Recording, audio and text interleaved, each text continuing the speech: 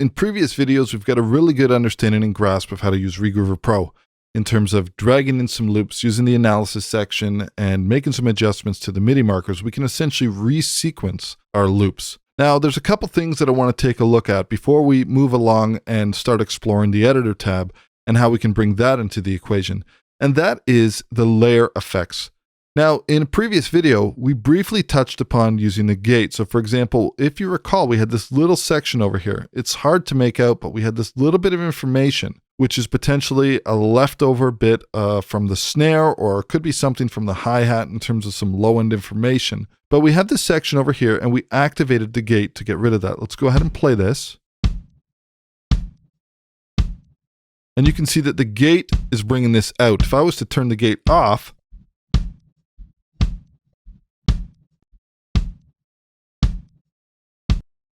so in terms of the gate, really nothing fancy here, everything that we would expect to see. We have a threshold, we have a gain reduction meter, we have our attack, we have our hold, and we have our release. And then of course we have a power button over here that we are able to activate and deactivate the gate. Now, one quick note on things like, for example, using the gate. If I was to go ahead, let's just select this layer. The minute I drag this threshold up, it automatically activates the power of the gate. So in terms of usability, it's very quick in terms of dialing in something quick. So we've got our gate set. Another thing that we can do is we can flip this. So let's just go ahead and play this.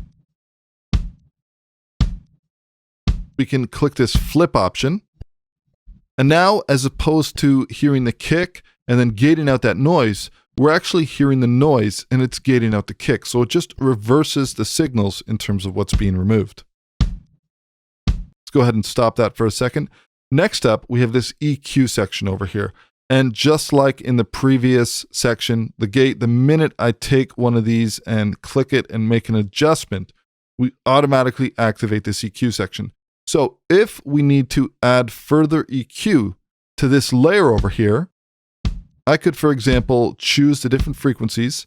This would give me a really, really snappy high end on my kick. I don't necessarily think we need that.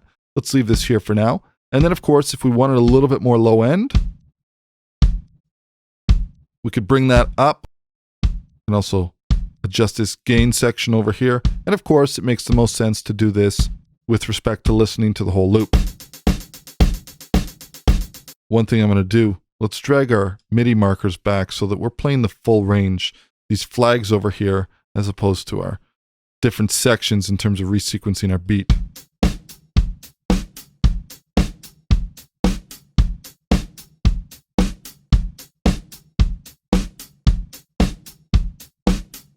Could also go back to this gate. Let's finesse this a little bit more.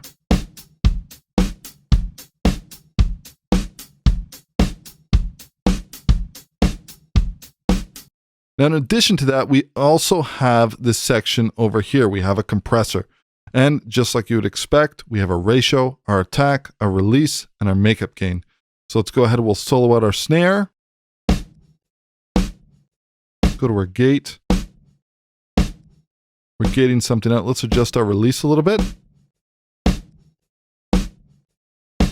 Our EQ, compressor, and now we just drag our threshold down and all the way until we start seeing some gain reduction over here. I can also bring up some makeup gain.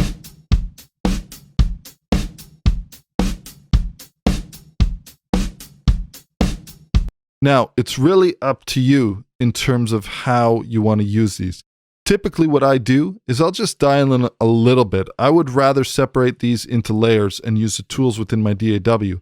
But if you just need to do a little bit in terms of activating a gate or maybe brightening up some hi-hats or adding a little bit more low end to a kick, it's a great opportunity to do that. Last but not least, we have our saturation. And in our saturation here, we have our drive, we have our transients, and we have a post filter and a dry and wet.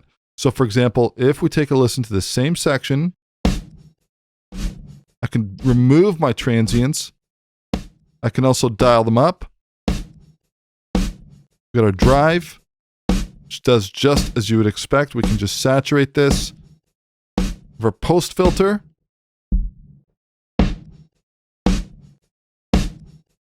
And then we have our dry wet. So you could do something that's super aggressive and blend it in. It's a little bit too aggressive, but you get the picture. Let's put this up to about 4. I want to bring this up to the wet section. And let's come back to our kick over here. I just want to have a quick look at my gain. And maybe we'll go to our hi-hats, and maybe we'll pull this down a little bit. We don't need our gate, our EQ.